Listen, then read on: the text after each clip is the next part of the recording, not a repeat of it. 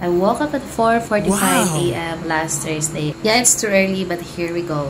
And sinadya ko talagang gumising ng maaga kasi maaga naman akong nakatulog last night.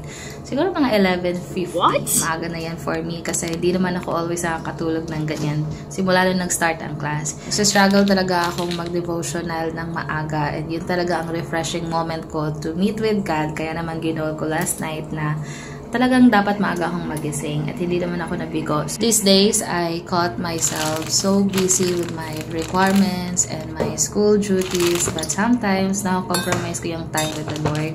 Kaya naman, I need to do something. And because 7:30 a.m. everyday yung class ko, so I need to wake up early at 4. Kasi kung hindi, may akong hindi magagawa, especially my day. For this breakfast, mais lang ang niluto ko. Nilaga ko lang yan with egg. And then after that, naligo lang ako for 5 minutes kasi pinapakukuluan ko rin siya at the same time. So tip ko pala kung gusto mo na mabilis kang maligo in the morning, then you have to take a bath in the evening. And girls do the ritual at night. Para sa morning, isang sabon na lang, shampoo na lang, conditioner, mabilisan na lang talaga. Aminin, maarte tayo, ilang beses kayo nagsasabon. And so, I'm so happy na finally magkaka-justice na din yung itlog na maalat na matagal lang nakastay dito sa ref kasi inaantay ko na makabili ng kamatis. And it's been a week din na nakapunta kami ng Balintawak. And here is a simple gesture of breakfast for the day. Ayan lang, kamatis, itlog na maalat, at may tibino.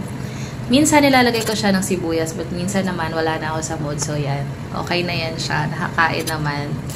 And after that, ready na siyang kainin. So, here naman is the bathroom ng dorm namin. And di ko na siya papakita guys, kasi di pa kami nakapaglinis.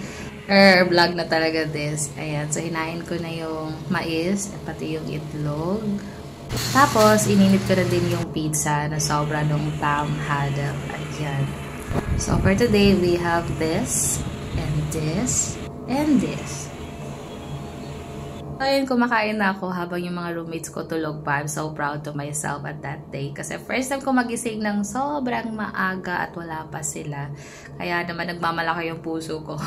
Tingnan nyo naman, ang hirap maging babae. Kailangan pa namin mag-blower. Tapos boys, ganun-ganun na lang kayo sa amin. Uy, ano to? Pumunta naman ako ng LM or Life Mentoring Department dito. Pagkatapos ng aking first period and lagi kong nadadaanan to and talagang nagre-reminisce pa sa heart ko yung second semester and first semester ng first year ko. Ito yung SBLT era ko from last year and this year talaga ay ordinary na resident lang tayo ng IJSL pero ganun pa rin yung kabisihan natin. So ano ba talaga?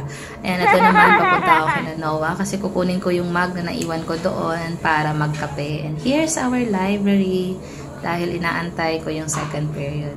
Ito na yung second period namin and medyo seryoso na kami.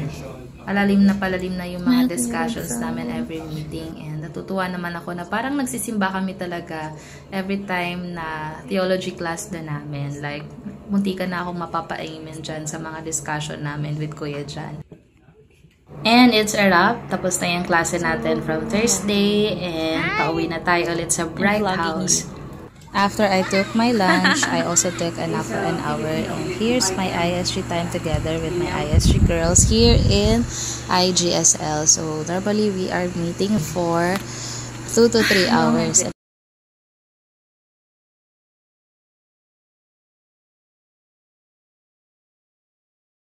I was so nervous at this time because akala ko talagang may pagkukulang or pagkakamali din sa ginawa kong report ng liquidation ng finance namin during ALSI.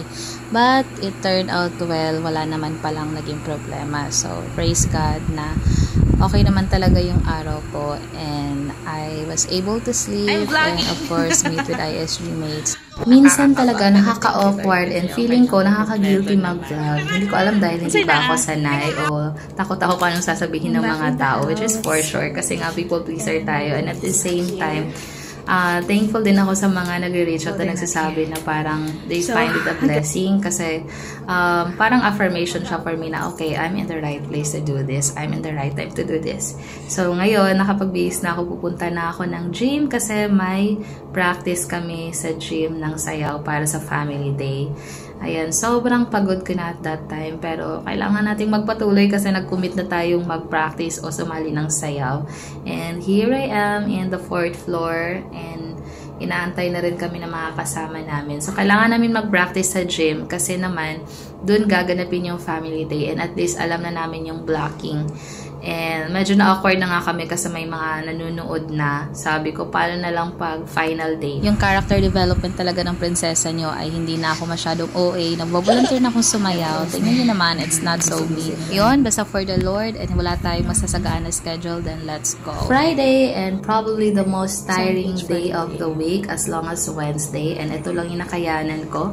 Maga akong nagising pero ang dami kong readings kasi 3 subjects yan that day. And kahit pa nag-advance na akong na reading pero ayan, kailangan ko pa rin talagang pagbutihin araw-araw, bawal kumura. And here's my first period, second period na pala ito. And yan, sobrang nakakatuwa lang kasi yung teacher namin, so light niyang magturo ng Greek.